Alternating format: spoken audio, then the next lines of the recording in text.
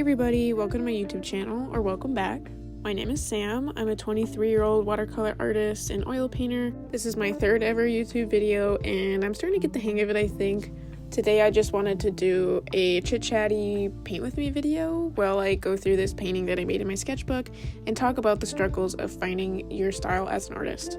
I feel like I never get to talk to you guys or do these long form videos where I just get to talk from my own brain, so that's why I wanted to do this video today. But yeah, this is just going to be a little walkthrough of the sketchbook page that I made of this girl sitting on the ground using my Polina bright brushes, my favorite brushes. This is a round brush size 0. This week they're actually on sale, so if you wanted to get a set of these, they're probably the lowest price they'll be for a while because Polina's moving and she needs to get rid of her stock. So if you're interested in ever buying these brushes, now would be the time. I have a code in my description for a 10% discount if you were interested. I mean, obviously not to use it, but it's there.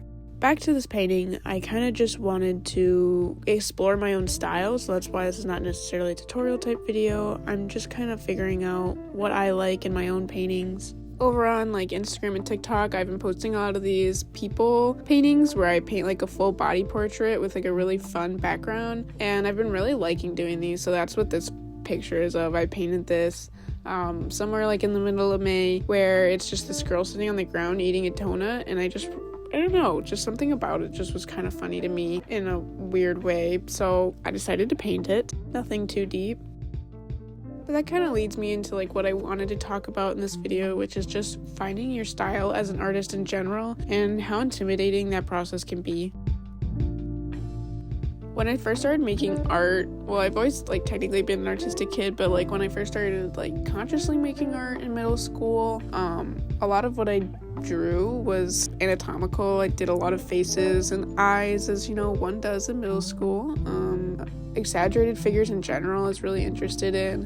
And then as I got into high school and I started to take more art courses, where I really got to like experiment with my style, because I took a course my junior and senior year where we basically worked for 2 years on developing a portfolio, and I did mine themed around music, but it was just really bullshit and not good. But what I did take away is that a lot of my first paintings that I started in high school were extremely dark in themes. I had like voodoo dolls and like dead corpses, and that's not exaggeration. Like, it was pretty much as dark gets without painting satanic stuff. But I kind of grew out of it, mainly because I grew out of art when I went into college, and I focused more on school and my social life. And then once that died down, like my junior year, I joined a painting class and I fell in love with art, because I've always written off painting and thought it was, not for me. But then when I started doing it in college, it really got into it, and I started doing like more funky paintings instead of dark. I did like that giant onion man painting, which was definitely something I otherwise would have never made, but college, like, you get a lot of weird prompts and you have to adhere to them, so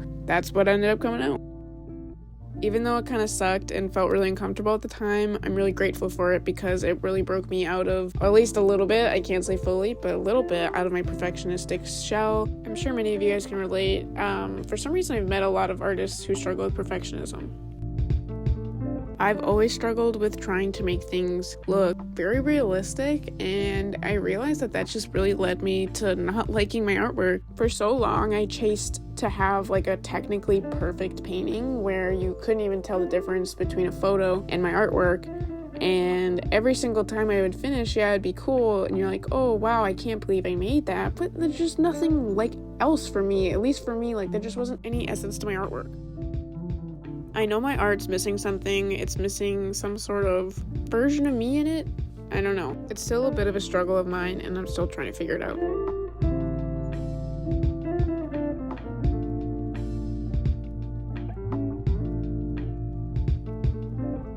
It's really easy to compare yourself to other artists. I do it all the time and think that you need to be like them to be successful, or that you need to be like them just to like make an impact, I guess. I look at other artists' pages and I think, wow, they've like niched down so well, they're so recognizable, their brand is so, prominent, and I worry that like a lot of my indecision or my inability to niche down has kind of ruined my brand image a little bit, or confused my customers, which is also kind of shitty because I want to be a full-time artist, but it's like niching down is just I just don't want to paint one thing for the rest of my life. And I just have really struggled trying to figure out like the one thing I can be recognized for, because I don't want it to be a subject, because I like to paint many subjects, and I don't want it to be a style because I don't even believe I have a style. I feel like I adhered to perfectionism for so long that now my style is just, trying to get at realism. It's not necessarily a style. Comparison is great for figuring out how to grow, but it also sucks because that much inspiration can be overwhelming and make you almost subconsciously feel like you should be doing that, or like you're just constantly aware, I guess, of how other people's art looks. So just making your own art almost becomes more difficult with that in your head. I find that the times when I don't surround myself with other people's art, my own ideas coming through a lot more, and it's actually those times when I'm doom scrolling through Pinterest or something that I end up struggling with ideas because I'm just so overloaded with everybody else's that have already been done, and ultimately that doesn't help me. And overall, I think that overwhelming feeling kind of comes from not being able to figure out what you like to see versus what you like to make. There's a lot of art that I like to see, but I know that I probably shouldn't be making. Towards the beginning of my art journey, I was really drawn to those paintings that have overly saturated colors of still lifes with like really intricate brushwork, and I did a lot of those paintings, but it felt so forced, and it felt like I was teaching myself how to paint like other people rather than just doing what was already coming naturally to me.